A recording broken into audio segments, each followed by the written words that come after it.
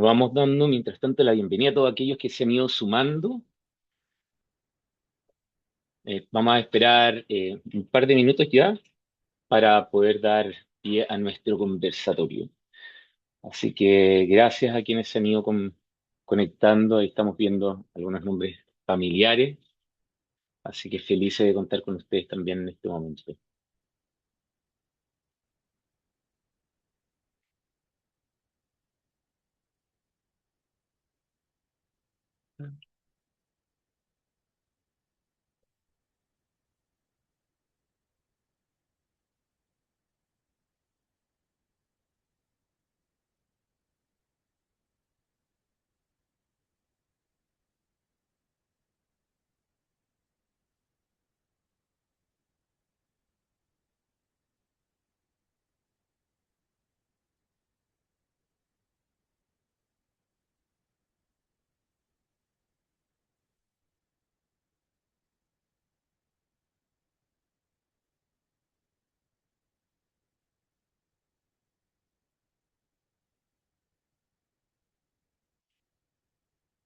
Bueno, ¿les parece que empecemos ya en honor al tiempo? Creo que estamos bien, tenemos harta afluencia de público, así que muy felices.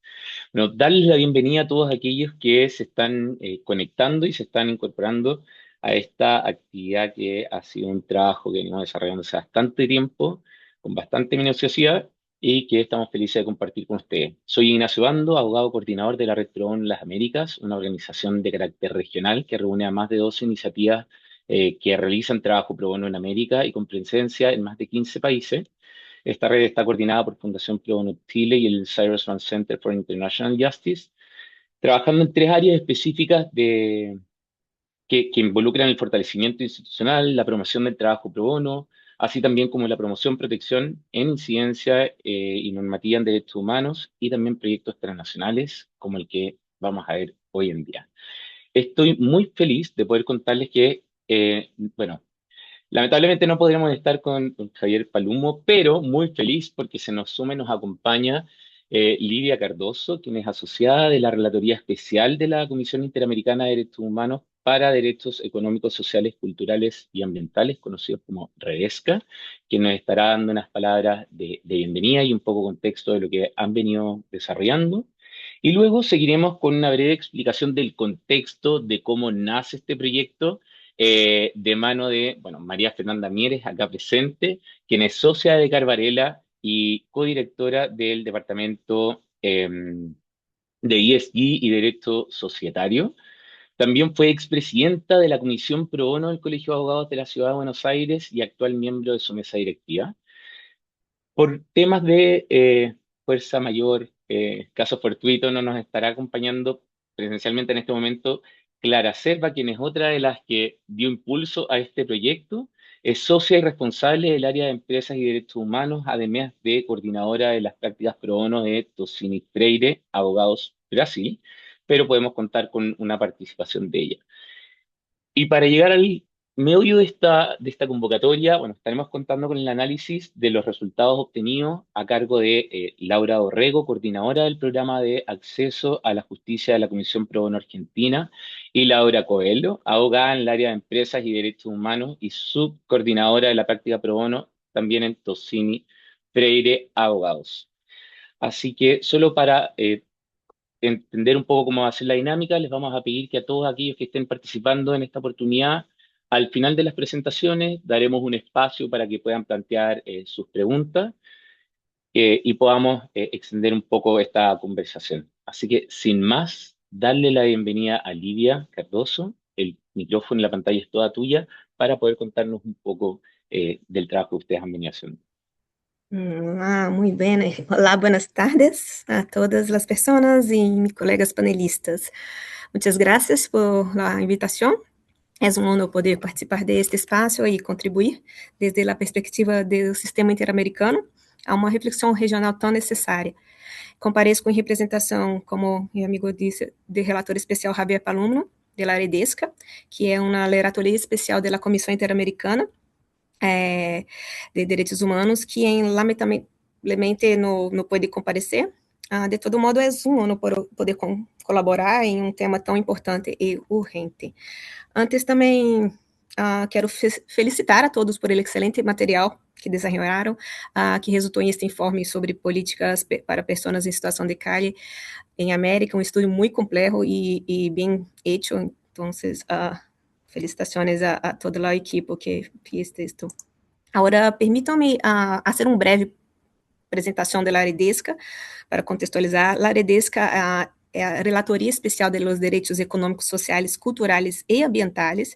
Foi criada em 2017 e esta criação respondeu a uma convicção clara da Comissão Interamericana, que é: los DESCAs não são aspirações programáticas, são direitos humanos plenamente exigibles, interdependentes de los direitos civis e políticos e essenciais para a vigência real da democracia em la região.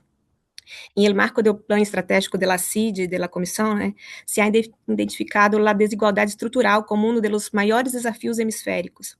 E essa desigualdade se expressa de maneira particularmente dramática na experiência de viver em la calle, que é nesta temática que nós outros estamos introduzindo. Aí bem, quando falamos de pessoas em situação de calle, não estamos descrevendo unicamente a falta de vivenda, estamos frente a uma manifestação extrema de exclusão estrutural. Como bem se desenvolveu em el informe, vivir em la calle suele implicar uma ruptura acumulativa com múltiplos direitos: saúde, identidade, trabalho, seguridade social e acesso à justiça.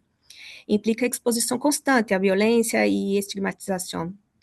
Desde a perspectiva interamericana, isto não pode ser abordado unicamente como uma questão assistencial, nem como um fenômeno urbano. Se trata de uma questão de direitos humanos. Trago para vocês o artigo 26 da Convenção Americana, que estabelece o dever de desenvolvimento progressivo de los DESCA.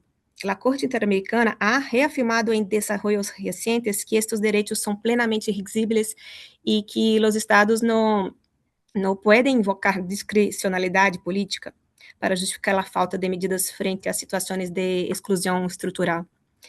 Isto tem consequências diretas. Quando uma pessoa permanece em condições extremas de precariedade, sem respostas adequadas e sostenidas, não estamos simplesmente ante uma insuficiência administrativa, podemos estar frente a um incumprimento de obrigações jurídicas. Assim mesmo, a Corte Interamericana ha destacado que o direito ao cuidado forma parte da dignidade humana. Os estados devem organizar sistemas que assegurem apoios adequados a pessoas em situação de vulnerabilidade. Em caso da situação de calle, a ausência de redes de cuidado e de proteção social articulada suele ser um fator determinante da reprodução da exclusão. Por ello, as respostas exclusivamente centradas na emergência, aunque necessárias em determinados momentos, não são suficientes. Os refúgios temporais podem aliviar situações imediatas, mas não transformam as causas estruturais.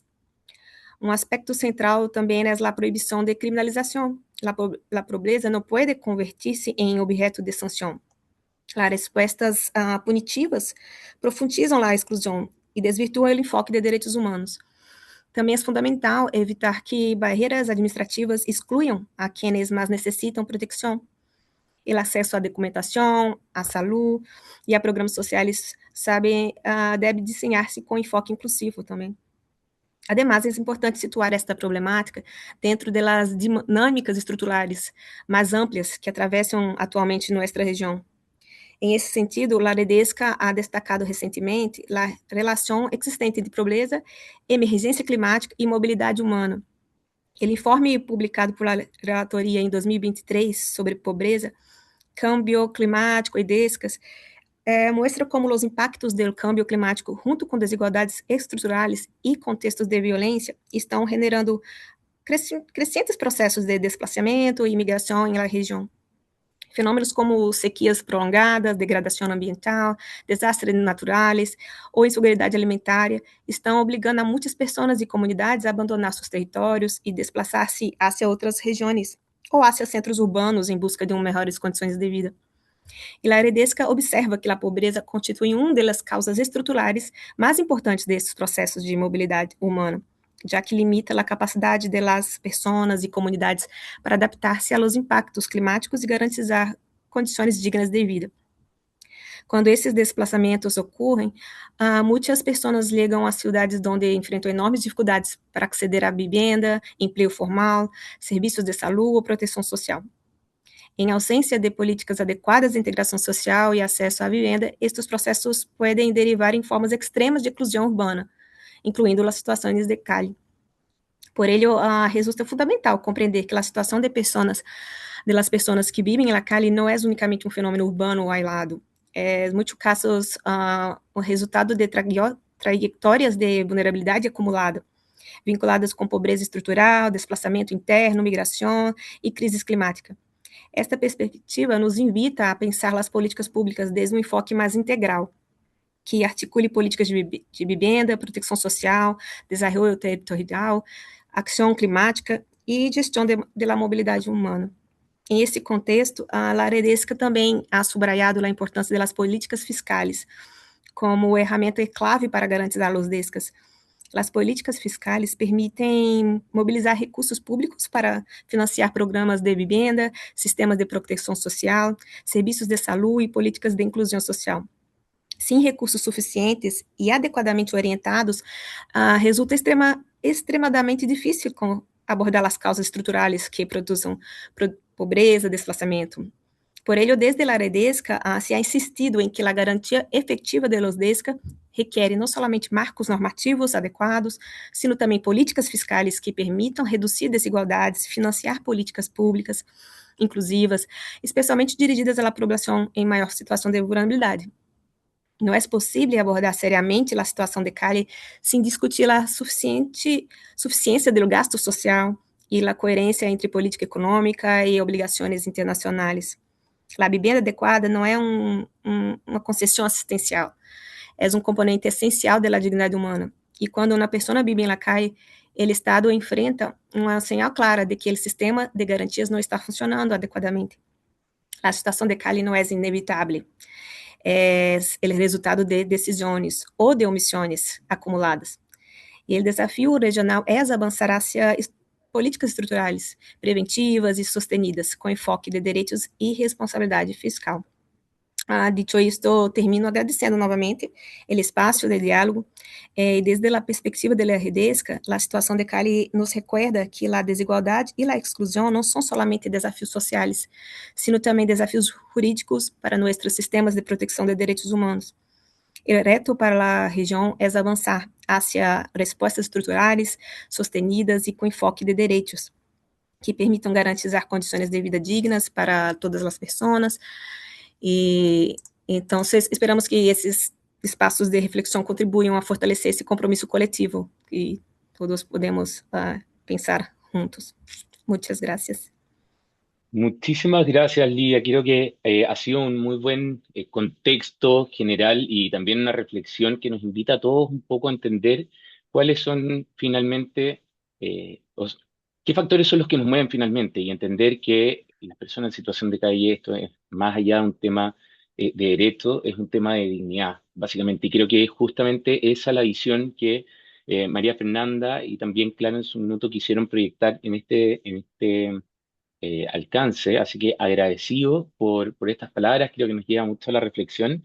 Y con esto, invitar y dar el paso a Fernanda y a Clara que puedan comentarnos un poco cómo nace justamente este proyecto y qué fue lo que identificaron y cómo lo llevamos a cabo. Ahí, Laura Pueblo, no sé si presentamos primero el video de Clara, perdón, y luego María Fernanda, continúas tú con la segunda parte del contexto. Muchas gracias. Perfecto a todos. Clara tuvo un retraso, un desplazamiento hacia las operaciones de un cliente nordeste de Brasil, pero grabó un video con su contribución que voy a compartir aquí con todos.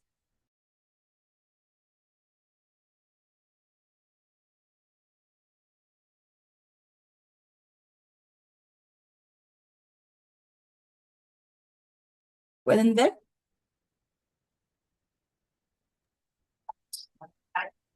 Sí. Ahora les voy a presentarlos.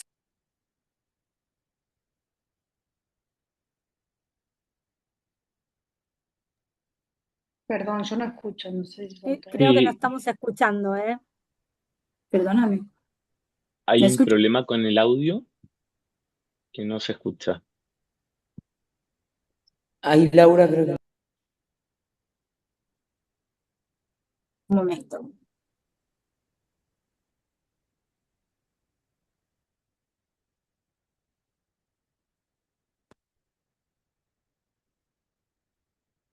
Las Lauras van a presentar los resultados con más detalle, pero antes quisiera dejar 3 mensajes breves.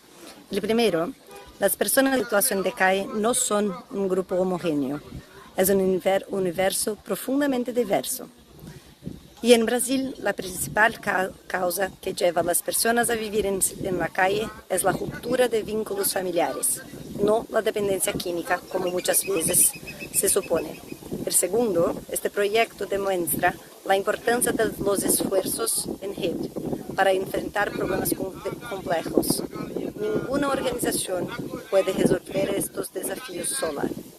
Y el tercero, hoy utilizo esta investigación como base para desarrollar proyectos de asistencia jurídica para personas en situación de calle y para identificar oportunidades de fortalecer la actuación de la Defensoría Pública del Estado de São Paulo, a través del Consejo de la Ouvidoria del cual formo parte. Esperamos que ustedes también puedan usar ese material y convertirlo en una herramienta para identificar oportunidades de incidencia a nivel nacional e internacional. Si tienen interés, pueden contactarnos para acceder al relevamiento completo de cada país. Muchas gracias a todas las organizaciones que hicieron posible este trabajo. Gracias. En 2015 también viví durante 6 meses en una comunidad rural de recuperación para mujeres con dependencia química en el norte de Brasil.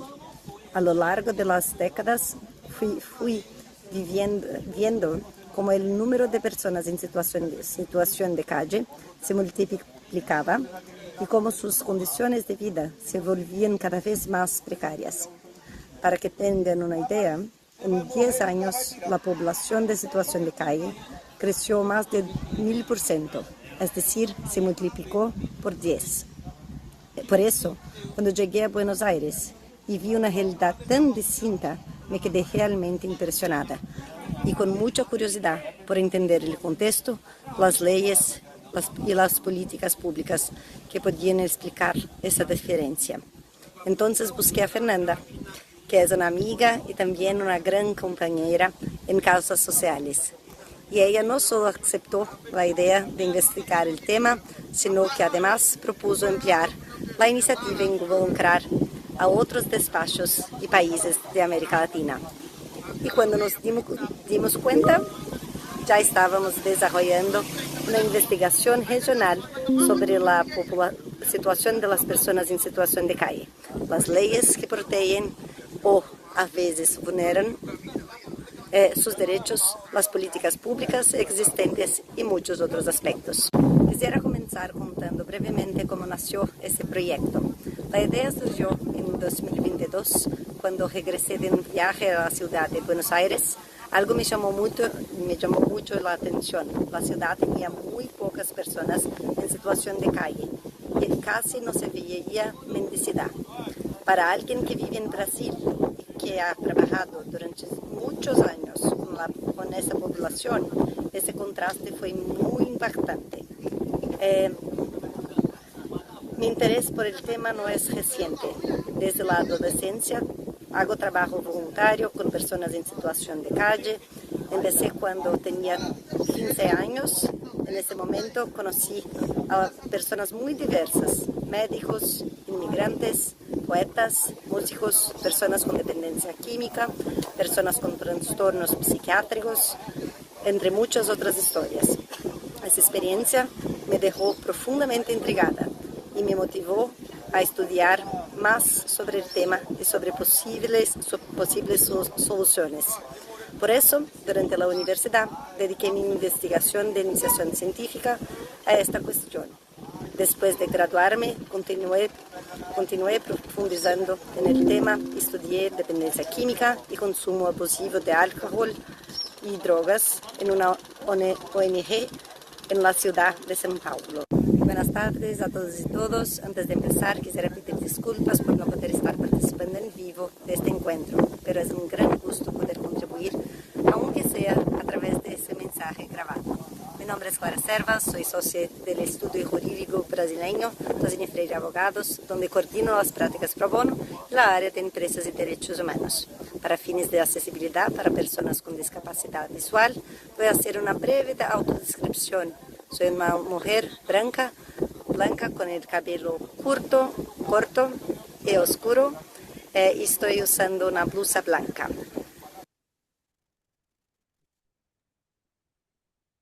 Bueno, interesante descripción y ahora, Fer, darte a ti el espacio para complementar también desde tu perspectiva cómo nace este proyecto y cómo lo llevamos finalmente a lo que hoy tenemos, que es este informe. Así que abierto el micrófono para ti. Bueno, muchas gracias, muy buenas tardes a todos. La verdad que es una profunda emoción ver que esto, como lo describió bien Clara, salió de, digamos, de tantos momentos compartidos entre dos amigas que la profesión nos unió y que esta mirada como de propósito que tenemos las dos nos llevó a pensar en algo que fue una idea y después el alinearnos con otros, que siempre decimos, ¿no?, que el trabajo pro bono es un trabajo esencialmente colaborativo y acá es una prueba más de que ello es verdad y cuán grande, digamos, esa idea terminó tornándose en este relevamiento que hoy podemos compartir con ustedes de una problemática que nos atraviesa a toda la región, porque la realidad que, como comentaba Clara, ya en el 2022, si bien ella, al hacer el contraste con San Pablo y Buenos Aires, advertía que había como menos personas en situación de calle, eso fue incrementándose y me atrevo a decir que como fue el interés, digamos, de toda la región,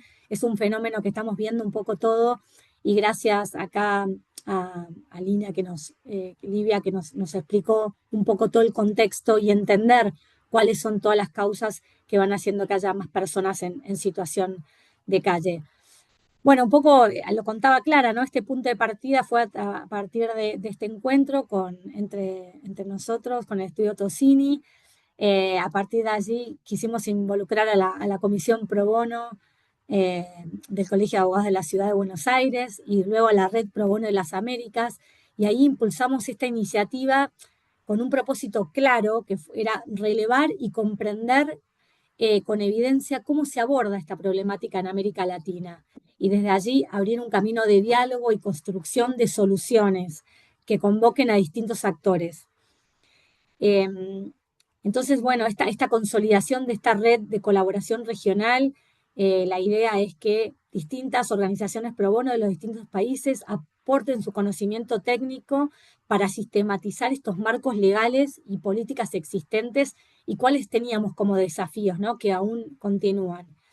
Entonces, como todo proyecto que hacemos, ¿no?, desde el pro bono que busca generar un impacto real, entendimos desde el inicio que hacía falta rigor y profesionalismo.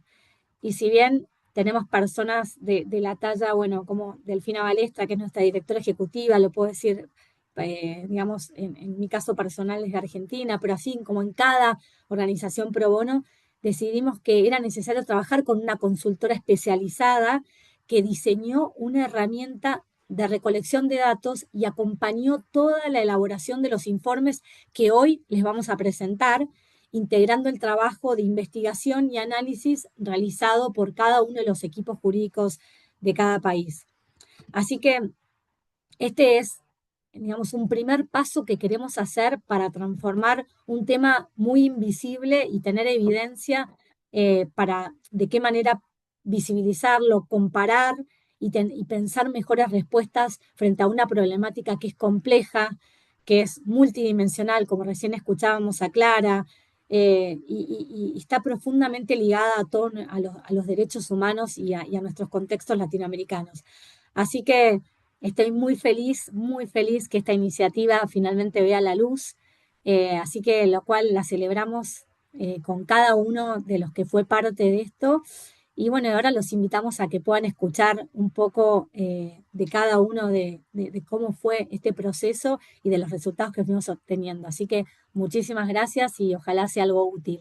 Eh, y bueno, y estamos acá para su difusión. De todas maneras, ahí agradecerte, Fer, y a Clara por sus palabras. Creo que hay factores que son importantes relevar también en en esta conversación, que efectivamente cuando hablamos de las personas en situación de calle también tenemos muchos prejuicios respecto de qué es lo que los lleva a estar en una situación de calle. Y ahí Clara hacía un alcance que me encantaría resaltar en este momento, que es también la pobreza o sea, la pobreza, digo, la situación de calle no solo se produce por un tema químico o por dependencias químicas, como lo hemos visto en distintos países, por temas de droga, sino también por un contexto familiar. Mucha gente decide vivir, y creo que eso es una experiencia que a lo mejor Brasil uno lo ha podido experimentar mucho más de cerca, de efectivamente ver estas comunidades familiares, eh, porque finalmente volvemos y aquí entra un poco la emoción a lo más básico del ser humano, que es vivir en comunidad o que vivir en familia, incluso en en estas situaciones desfavorables, ¿no? Em, y también entender que efectivamente aquí este trabajo es un punto de partida para para las políticas y trabajos que debiéramos generar, y ahí felices de estar nuevamente, como mencionaba antes, trabajando en comunidad de la mano de grandes organizaciones que son las iniciativas pro bono a nivel local, y por supuesto las firmas que hacen que sea posible todo este trabajo que se desarrolla. Así que con con esa pequeña reflexión y resaltando un poco lo que ustedes mismas decían, darle el pie a Laura Dorrego, quien nos va a presentar en este momento una parte del informe. Luego Laura Coelho nos presentará la otra. Laura, Laura Dorrego, voy a tener que decir los apellidos porque justo nos tocan dos Laura trabajando en esta instancia, pero nos hablará de la legislación, la jurisprudencia y un poco el acceso a la información. Así que, Lau, Bueno, Nacho, Ignacio, gracias por la presentación, gracias a todos por estar acá. Sin duda que al escucharte, Livia, al escuchar a Clara, al escucharlos a todos, uno no puede evitar conmoverse, ¿no? Porque hablamos acá, como decías, Ignacio, de una cuestión de dignidad.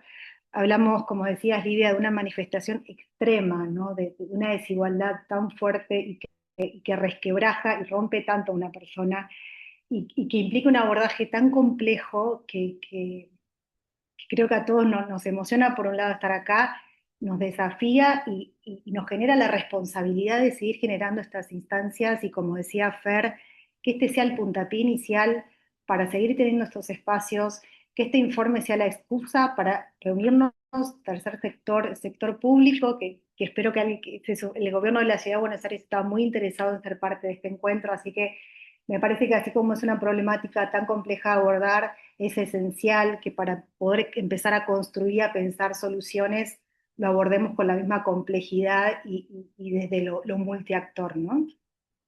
Así que, bueno, sin más preámbulo, yo voy a compartir una presentación. A ver, ustedes me dicen si se... A ver, un segundo.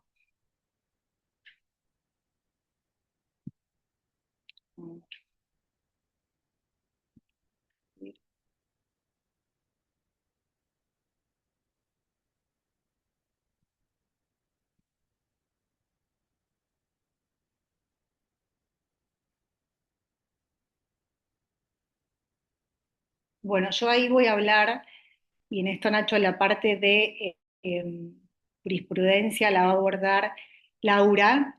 Yo les voy a hablar sobre acceso a la justicia, sobre, ahora sí, acceso a la salud y sobre políticas públicas. ¿Me confirman que ahí puedan ver mi pantalla?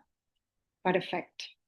Bueno, a ver, un poco como les decía recién, ¿no? Este informe es una excusa y también los invito acá enfáticamente, nosotros luego de este encuentro, a todos los que están participando y a todas nuestras comunidades, les vamos a estar compartiendo este informe que tiene dos versiones, un informe ejecutivo más resumido, digamos, de fácil lectura, y para quienes quieran profundizar, un informe más extenso con un mayor nivel de detalle en toda la información que fue relevada. Así que una invitación a que luego, de luego compartírselos, puedan leerlo y por supuesto que puedan volver a nosotros con preguntas, con proyectos, con ideas, etcétera, para seguir trabajándolo juntos. Bien. Entonces, yo les voy a comentar cuáles fueron los principales hallazgos en este informe en lo relacionado a las políticas públicas y a los programas, al acceso a la justicia y al acceso a la salud. Bien, antes de hablar de cuáles son los programas o las políticas públicas existentes, es necesario ahí hacer una introducción o mencionar cuáles son las posibles modalidades de abordaje o de respuesta que puede dar el Estado a través de políticas públicas en materia de personas en situación de calle. Entonces, por un lado, tenemos un enfoque basado en la emergencia, que significa que a través de refugios y albergues, etcétera, hay una respuesta ya ante la emergencia que lo que procura es sanar paliativamente, por decirlo de alguna manera, esa situación de calle, sin brindar una respuesta estructural y de fondo. En contraste con este enfoque de emergencia, está este enfoque más estructural que mencionabas, Livia, que tiene que ver con brindar y con generar y abordar respuestas que brinden vivienda permanente, un acompañamiento social sostenido y soluciones más a largo plazo, por un lado, y que tiene que ver con el enfoque de Housing First, que seguramente muchos de ustedes habrán escuchado nombrar, que es primero la casa, ¿no? Ante una persona que está rota porque no tiene dónde vivir y expuesta a tantas vicisitudes como las que comentó Olivia hace un momento, primero una casa y luego construimos el resto, ¿no? Ahora bien, ¿qué es lo que encontramos respecto a este enfoque en base al relevamiento que hayamos? Es que la mayoría de los países relevados llevan adelante sus políticas públicas, diseñan sus políticas públicas centradas en la emergencia, ¿no? O sea, la mayoría de los países, todos salvo Brasil, que tiene algunos programas con este enfoque más de Housing First y que tiene muchísimos desafíos de implementación, el resto de los países y las ciudades capitales sobre las que está centrada el informe tienen esta política de abordaje más reactiva, ¿no? Por decirlo de alguna manera. Sigo. Acá, como les decía recién, tenemos algunos ejemplos. Brasil tiene una política nacional para población en situación de calle, con unos programas como Moradia Primeiro, ahí disculpen Laura por mi portugués. Después en Chile también tienen varios programas de asistencia con este enfoque. En México lo que sucede, cuando lean el informe se van a dar cuenta, es que la respuesta a los programas que existen son muy fragmentados. Entonces, cuando el Estado se divide tanto para dar respuesta a una solución entre diferentes organismos o reparticiones, etcétera, lo que suele suceder es que se comienzan a entrelazar y a confundir y a no llegar la respuesta a quien realmente la necesita, porque el entramado burocrático comienza a ser más fuerte que la respuesta en sí. Y tenemos a Uruguay, un país, les diría que, y eso lo van a ver en el informe, un país modelo en casi todas las variables que analizamos. Realmente es de admirar Uruguay. Ellos tienen programas muy amplios de acompañamiento social y dentro de esos programas tienen programas específicos para abordar la situación de calle. Y Argentina, puntualmente, si nos vamos a la ciudad de Buenos Aires, tuvimos una novedad normativa en diciembre del año pasado, que no la van a encontrar en el informe, porque el informe es previo, pero es la sanción de la ley 6.935, que para los que son tal vez de acá de la ciudad de Buenos Aires recordarán el decreto del 690. Esta ley viene un poco a reemplazar ese decreto, a ampliar algunas cuestiones, pero de nuevo, sigue basándose en soluciones temporales. Entonces, esta ley lo que prevé es que se otorguen subsidios durante un año de pagos mensuales de cierta cantidad de dinero, etcétera, pero volvemos a lo mismo, ¿no? al paliativo y a la no respuesta estructural. Después, en lo relacionado al acceso a la justicia, acá el informe aborda como dos aristas distintas. Por un lado, en lo que tiene que ver con el acceso a la identidad de las personas en situación de calle, por esto entendemos el acceso, el derecho a obtener un DNI, la posibilidad de obtener un documento, una partida de nacimiento. ¿Y qué advertimos en el informe? Es que la mayoría de los países en este punto es bastante alentador, porque hay políticas específicas y normativas que permiten a las personas en situación de calle acceder a documentación, garantizando al Estado no solo la facilidad en que esto suceda, sino la gratuidad de los trámites, etc. En Argentina esto está regulado a través de una ley nacional que específicamente aborda a las personas en situación de calle, y en su artículo 7, si después lo buscan, van a encontrar este punto. Ahora bien, acá sí tenemos dos excepciones, que son Paraguay y Nicaragua, que exige a la persona, para poder obtener un documento de identidad, una prueba de residencia a través de un servicio, que imagínense, según lo que venimos hablando hasta ahora, lo descontextualizado y lo impeditivo que es para una persona en situación de calle el tener que acreditar un servicio para obtener un documento. Entonces ahí claramente tenemos una barrera muy potente en lo que hace el acceso a la identidad. Y otro punto que aborda el informe en lo que tiene que ver con el acceso a la justicia es el acceso a los patrocinios jurídicos gratuitos, a la asistencia jurídica gratuita, al asesoramiento legal gratuito, ¿no? Y acá podemos decir que en todos los países cuentan con organismos del Estado que brindan este tipo de servicio. Y orgullosamente puedo decir que organizaciones también como la Comisión Pro Bono, como todos los estudios que llevan adelante trabajo pro bono, que en definitiva no deja de ser asesoramiento legal gratuito y patrocinio jurídico gratuito. Con lo cual en este aspecto de acceso a la justicia podríamos decir que es bastante alentador, al menos en los hechos, ¿no? Perdón, al menos en lo normativo y las experiencias. Ahora bien, el último punto tiene que ver con el acceso a la salud. Sabemos que la salud mental es algo muy frágil y muy difícil de sostener para una persona en situación de calle. A veces es la situación de salud mental la que deriva que una persona termine en esa situación, pero nos parecía importante que el informe contuviera ahí este aspecto para poder particularizarlo y entender qué es lo que estaba sucediendo, ¿no? Acá lo que sucede es, como en tantas otras temáticas, es que normativamente está contemplado, reconocido y garantizado el acceso a la salud en todos los países que fueron relevados, es decir, tenemos espectaculares marcos normativos, donde hay un montón de derechos, donde nos dicen cómo deben ser ejercidos esos derechos, etcétera, pero en la realidad lo que sucede es que hay muchísimos desafíos que enfrentan las personas en situación de calle, a veces desafíos y barreras propias del sistema de salud, de burocracia, de temas administrativos, etcétera. Pero sin embargo detectamos algunas luces en este informe que tiene que ver con ejemplos como Brasil, Perú y México, que tienen programas de salud que específicamente contemplan la situación y el contexto de una persona en situación de calle. Entonces, eso realmente es muy alentador y nos invita a copiarnos, ¿no? Que estos espacios sirvan para eso también, el socializarnos cuáles son las soluciones, las respuestas que funcionan en nuestros países, poder importarlas, por decirlo de alguna manera, adaptarlas, por supuesto, a las características locales, pero poder robustecer la capacidad de respuesta ante una problemática tan compleja. Bien, entonces, resumiendo lo que les conté brevemente, pero que invito, insisto, a que lean el informe en materia de políticas públicas y programas.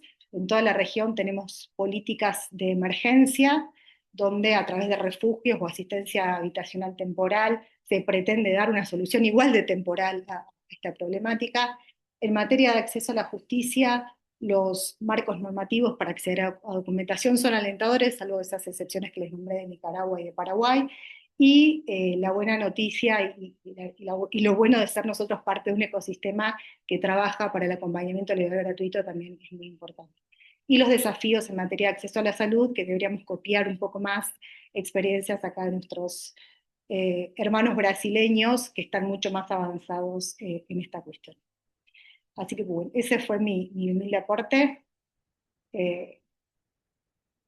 Excelente aporte y Bien. excelente análisis también, Lau. Y con eso damos Gracias. pie a la otra Lau para que nos pueda dar su visión de este trabajo que se realizó. Perfecto, muchas gracias, Ignacio. Un placer estar con ustedes hoy. Quiero comenzar adelantando que mi español es en proceso, pero me esforzaré al máximo para me comunicar con todos ustedes.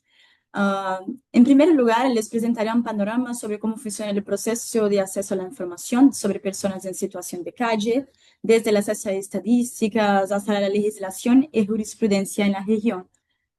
Yo pienso que para comenzar, es importante destacar que cuando hablamos de personas en situación de calle, nos referimos tanto a quienes pernoctan en espacio público, pero también los que utilizan centros de alojamiento nocturno.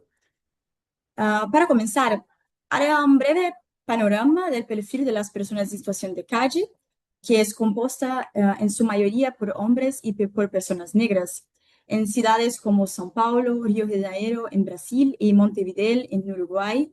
Los hombres representan entre 80 a 89% de las personas en situación de calle, Y en Brasil específicamente, entre 70 a 83% de las personas en situación de calle son negras, en cuanto en Uruguay 29%. Otro punto es que la inmigración se destaca en algunas regiones. En Colombia, por ejemplo, 16,4% de las personas son extranjeras, mientras que en ciudades como Montevideo apenas llegan a 3%. Lo que observamos es que la situación de calle revela ese problema estructural y que contempla muchas veces una sobreposición de marcadores de vulnerabilidad que dificultan aún más el acceso a derechos mínimos, lo que torna el enderezamiento mucho más complejo.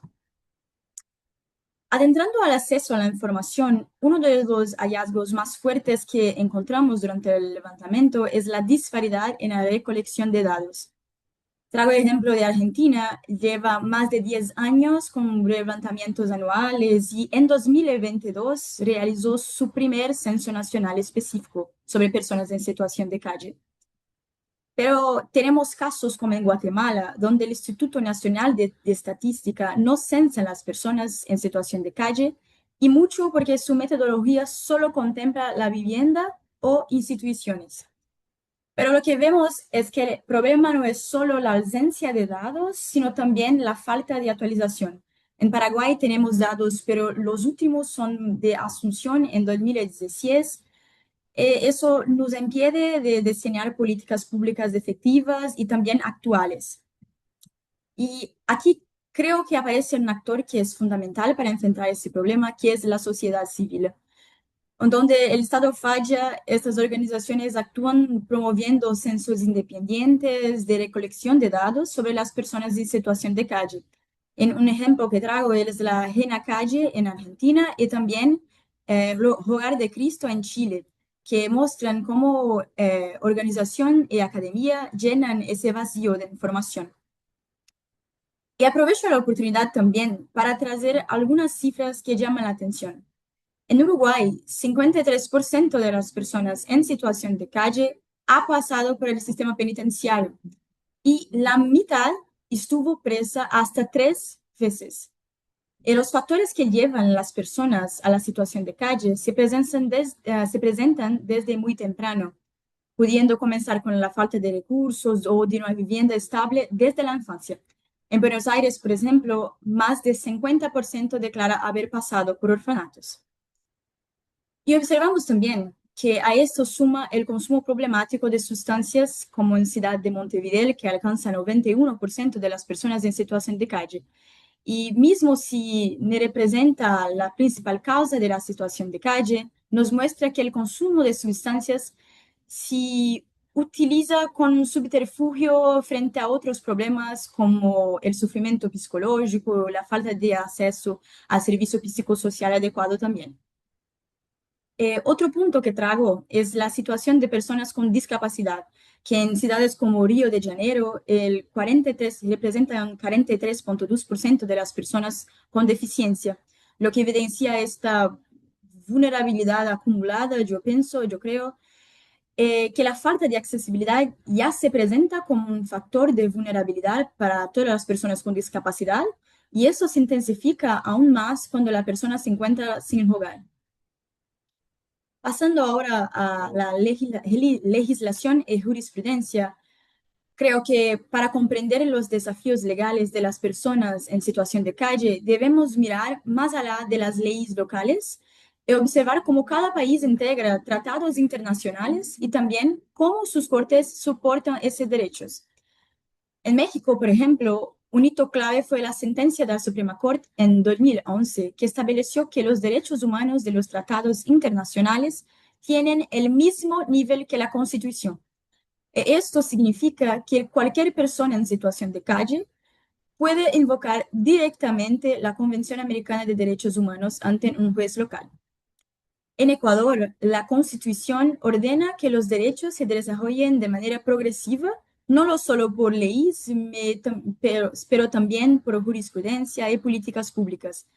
Esto es muy importante porque obliga a los jueces a ampliar la protección, incluso si no existe una norma específica para las personas en situación de calle.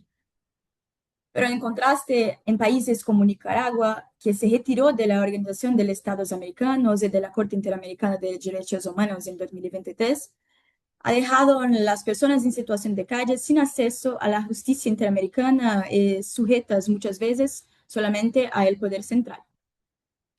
Ahora bien, la capacidad de respuesta yo creo que depende también de la forma de Estado.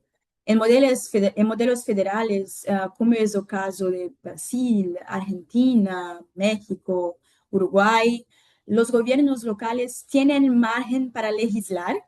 En Brasil, por ejemplo, municipios y estados pueden crear normas propias. En Uruguay, los gobiernos departamentales pueden legislar en asistencia, pero no en seguridad pública, lo que explica cómo el control policial, donde ocurren 32% de las agresiones, sigue siendo en cuestión nacional. Pero en modelos unitarios, como es el caso de otros países como Chile, Colombia, Guatemala, el poder está centralizado en el Congreso Nacional. En Colombia, por ejemplo, Bogotá puede diseñar programas, pero no puede crear derechos. Y el problema más grave es la inexistencia jurídica del término persona en situación de calle. En Paraguay, por ejemplo, las autoridades deben recurrir a interpretaciones extensivas como sectores vulnerables, o en Perú, que las agrupa bajo la pobreza extrema, pero no hay políticas específicas para el término persona en situación de calle.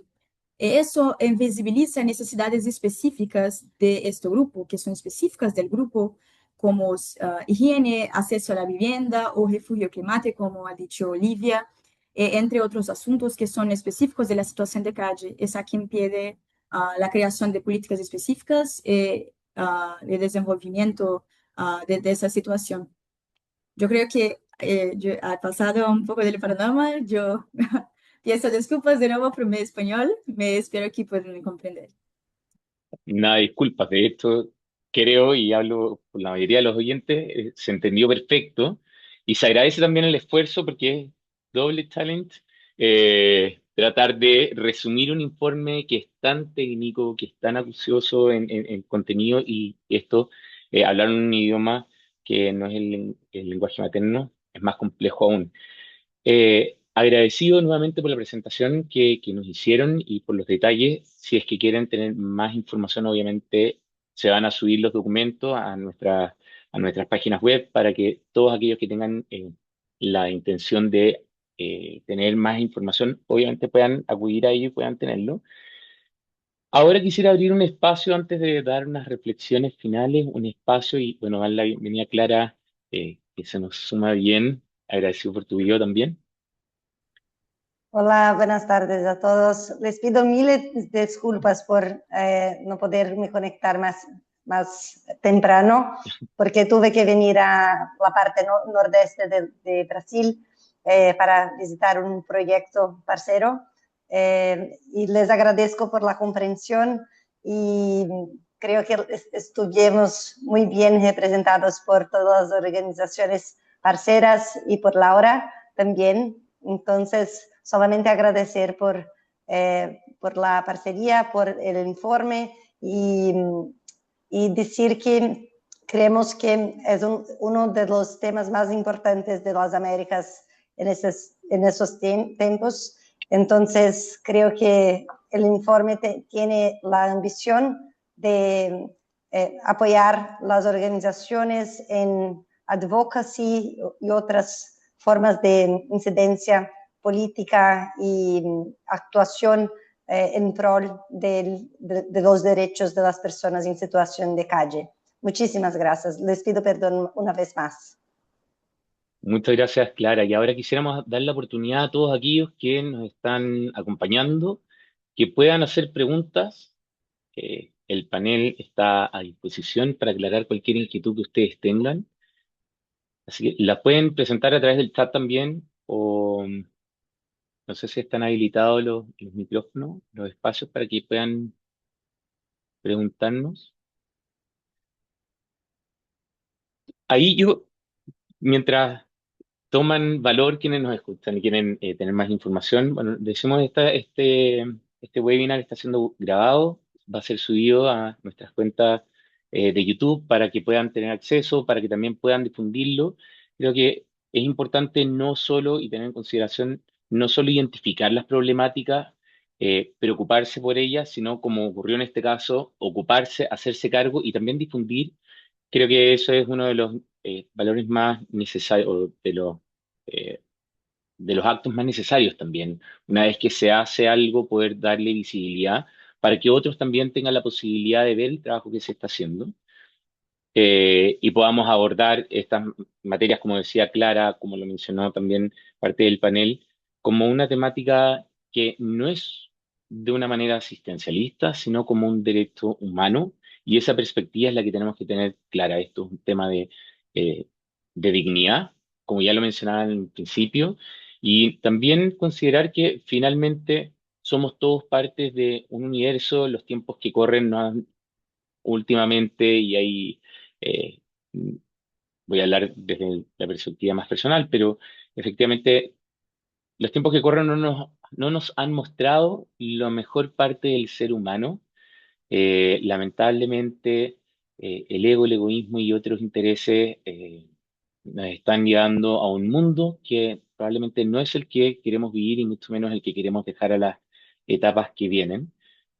Si es que no hay preguntas por parte de la audiencia, me gustaría dejar como una reflexión y también abrirles el espacio al panel para que pudiera hacer la reflexión. Laura, tú querías preguntar algo. No, perdón, hay alguien que levantó la mano de los participantes. Ah, Hay un sí. asistente que es sí, Edson Cuña, debe ser de, no sé si Ah, es que no los veo todos, pero ahí, perfecto. Edson. Edson, eso, si puedes abrir tu micrófono y te escuchamos, o su defecto, si Ok, no. Ahí muchas está. gracias. Eu não sei se tengo como abrir la cámara. Creo que no. Bueno, yo me llamo Edson Cunha, yo soy de Brasil, trabajo en Petrobras. Y acá en Petrobras tenemos un programa de voluntariado corporativo y hacemos algunas acciones con organizaciones que trabajan con la población en situación de la calle. Y también tenemos un programa de apoyo y patrocinio a proyectos socioambientales y tenemos, en este momento, tenemos 3 proyectos patrocinados, apoyados pela empresa, que acontecem en la ciudad de Río de Janeiro, con la población en situación de la calle, con organizaciones que históricamente ya trabajan con estas personas. Entonces, me gustaría saber si ustedes tienen conocimiento de otras empresas públicas o privadas que han trabajado no apoyo a proyectos sociales para este tipo de población. Muchas gracias y excelente la charla y todas las presentaciones. Muchas gracias, Edson. Ahí, Clara Fernanda o alguien quiera responder. Bueno, gracias Edson por su pregunta. Creo que sí, pero no es un tema que las compañías en general trabajan muchísimo, porque no es algo que las personas ven y las personas a ellas les dan valor, infelizmente. Entonces, creo que tenemos como organizaciones como restaurantes, que trabajan con personas en situación de calle, como en Brasil, Capim Santo.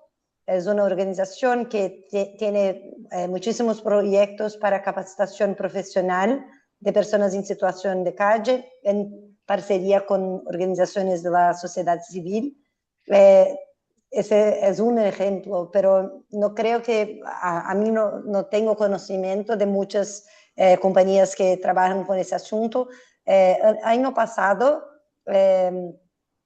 nosotros tuvimos, no, 2 años atrás, en 2024, nosotros realizamos un evento que era precisamente para decir a las compañías que a ellas deberían engajar, trabajar más con el tema de la población en situación de calle. Entonces, si tengamos otras compañías que están con nosotros acá en el webinar y a ellas les gustaría trabajar más con las personas en situación de calle, estoy cierta que hablo como Tocini, pero también como Becar Varela y en todas las organizaciones pro bono que participaron con nosotros, que a nosotros sería un placer contribuir para construir más proyectos de las compañías dedicados a las personas en situación de calle.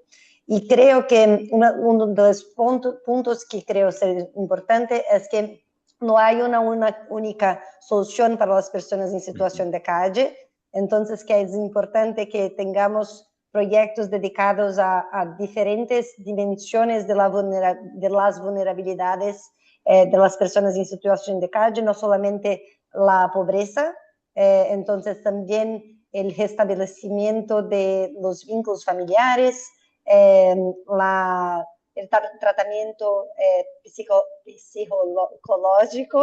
les pido perdón por mi portuñol, pero el tratamiento de la salud mental y otros temas relacionados que son de la más grande importancia. Entonces, creo que es posible empezar con una de las dimensiones, pero también pensar como todos los problemas, todas las cuestiones que están involucradas en la situación de calle también.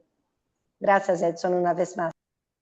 Muchas gracias. Y Clara, que estuve con nosotros la semana pasada, Clara estuvo con nosotros en Petrobras en un seminario sobre derechos humanos. Fue belísimo su presentación y de las otras personas. Entonces, muchas gracias por su respuesta y gracias. Quizá para complementar, Edson, primero muchas gracias por tu interés. Creo, como decía Clara, es importantísimo que desde el sector privado también estén involucrados. No es solo una cuestión, porque esto, como lo planteamos, es un abordaje multidisciplinario, ¿no? Desde el sector, quizá desde ONGs que están trabajando en el campo, pero también desde iniciativas privadas vinculándonos con los gobiernos locales. Así que me parece que eso ya tiene un valor inmenso y como decía Clara, cada uno de los estudios jurídicos, digamos, que trabajamos en este relevamiento, conocemos en cada país, digamos, iniciativas de ONGs que trabajan en el campo, en distintos, digamos, comunidades, así que estaríamos muy, muy, muy felices de poder brindar esa información. Y qué bueno que una compañía como Petrobras, que ojalá tenga el abordaje así, quizá en toda la región donde esté, empezando por Río, después se ha multiplicado digamos, y usando esta herramienta que nosotros hicimos desde lo legal, pero también combinándola, ¿no?, con soluciones de campo y bueno, y tratar de, entre todos, aportar nuestro granito de arena para dar solución a esta problemática que nos atraviesa a todos. Así que también celebro mucho que tengas esta iniciativa y que desde Petrobras la tenga, y no tengo duda que si tuvieran el lujo de escucharla Clara, bueno, debe haber sido algo muy, muy, muy lindo, porque es una grande. Gracias, Fer. Y Laura Borrego tiene la mano levantada, no sé Y si... una pregunta a Livia, sin, solo si tenés la información a partir del rol y del espacio que ocupás, y un poco hablando de esto de actores de diferentes, ¿no? Sector público, sector privado, tercer sector, si tienen conocimiento ustedes de alguna iniciativa que incluya a estos actores de diferentes espacios y que trabaje en pos con proyectos, ya sea de incidencia, de territorio, etcétera, vinculados a personas en situación de calle, como para decir, existe este proyecto y que todos podamos alimentarnos de alguna manera, sacar algún tipo de idea, ¿no? Para replicar. Sí, por la Redesca nosotros tenemos algunas participaciones de empresas privadas, pero no específicamente con situación de calle. Yo tengo o último informe da Aredesca com relação à pobreza apresentou um pouco a situação de Cali, mas não era focado na situação de Cali. Então, os projetos paralelos que temos com algumas empresas é mais focada em câmbio climático, com migrações, mas especificamente eu não tenho informações agora para te aportar assim, sim, eu tenho, estou segura que há alguma empresa diretamente não, mas nós também trabalhamos muito com a parte pública, com os estados, com as defensorias públicas. Eu tenho mais acesso, inclusive. Eu sou da Defensoria Pública do Brasil, então eu tenho a história, eu tenho mais conhecimento da parte pública. Mas por la Redesca, temos participação, sim, de iniciativas privadas, mas não com relação específica à situação da Cali. Mas isso é uma boa oportunidade para podemos correr atrás de algo nesse sentido, sim. Então, agradeço muito 100%, 100%. sí, la oportunidad y la sugerencia de nuevos proyectos. Excelente, Lidia, gracias. Te tomaremos la palabra absolutamente porque justo es la segunda como etapa programada, un poco escalar esta investigación y darle un uso que nos permita difundir de mejor manera y tomar más acciones. Clara.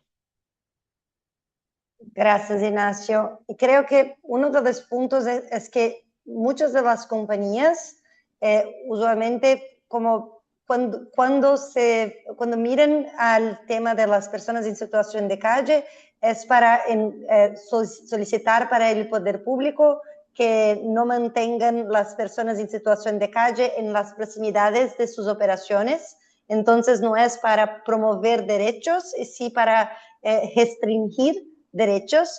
Entonces creo que si al menos las compañías tuviesen informaciones de que ese tipo de comportamiento no es compatible con los derechos humanos, sería muy importante, porque como en la parte central de la ciudad de San Pablo tenemos compañías que solicitan que la policía retire como utilizando la fuerza personas en situación de calle. Entonces es un tema complejo que las compañías podrían y deberían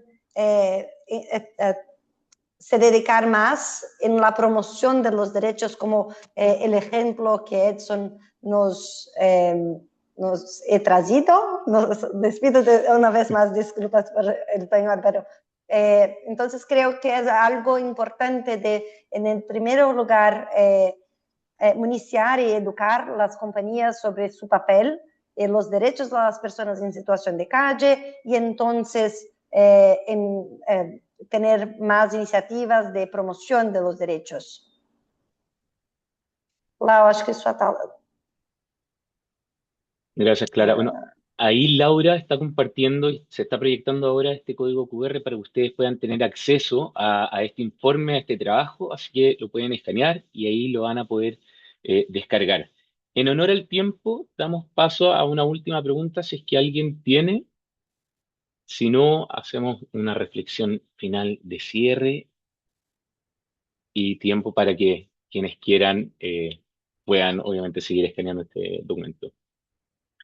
Si no me equivoco, no veo a nadie con las manos levantadas que quiera hacer alguna pregunta. Entonces, bueno, partir, obviamente, agradeciéndole a cada una de ustedes por su tiempo, por su entrega, por su compromiso, por cada uno de los aportes que nos han hecho. Ahí, Lidia, como ya mencionábamos antes, te vamos a tomar la palabra para ver de qué manera podemos proyectar este trabajo realmente con una incidencia a nivel regional. Y destacar que si hay algo que nos deja este informe es que la situación de calle no es un problema como de emergencia social, sino es el reflejo de desigualdades, obviamente, estructurales profundas en nuestra región. Y vemos cómo en América Latina se avanza de forma muy desigual. En algunos países desarrollan marcos legales y políticas públicas que son súper robustas, mientras hay otros que lamentablemente así no lo han hecho. Y también otra de las cosas que identificamos que finalmente es bueno tener en cuenta es que sin datos confiables y sin información sistemática es muy difícil diseñar políticas públicas efectivas, Por eso el desafío que nosotros vemos ahora hacia adelante es no solo responder a la urgencia, sino avanzar hacia políticas integrales que nos permitan, basados en la evidencia, garantizar derechos y construir soluciones sostenibles para las personas en situación de calle. Finalmente, la invitación que este panel hace es un poco pasar de la preocupación a la ocupación de estas temáticas y es, como dirían por ahí, es un call to action.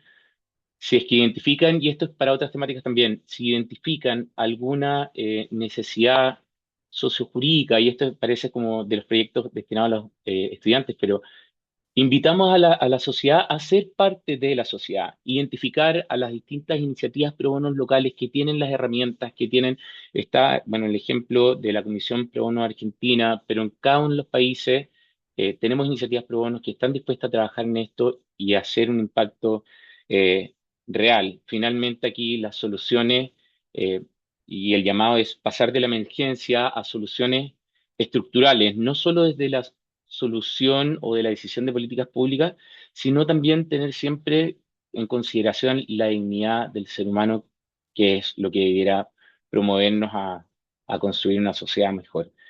Agradecer nuevamente a quienes estuvieron presentes, a quienes nos acompañaron y por supuesto a través de esto a quienes hicieron posible todo este trabajo, a las distintas firmas, despachos, estudios jurídicos que desarrollaron esta investigación, a las iniciativas pro bono que siguieron involucradas también para hacer esta conexión y que hicieron soporte y por supuesto Clara, Fernanda, por haber identificado estas necesidades, haberla conversado y también habernos motivado a tomar una decisión concreta de cómo podemos aportar desde nuestra expertise, desde nuestro conocimiento, a una necesidad social relevante.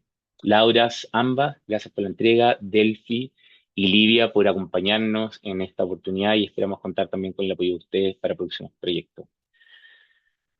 Cualquier cosa pueden buscar en las páginas de las iniciativas pro bono locales, la red pro bono en las Américas también, y ya estaremos subiendo este video para que tengan acceso y puedan divulgarlo o difundirlo también para llegar a más personas. Que tengan una excelente tarde, muchas gracias y nos vemos pronto. Un abrazo a todos y a todas.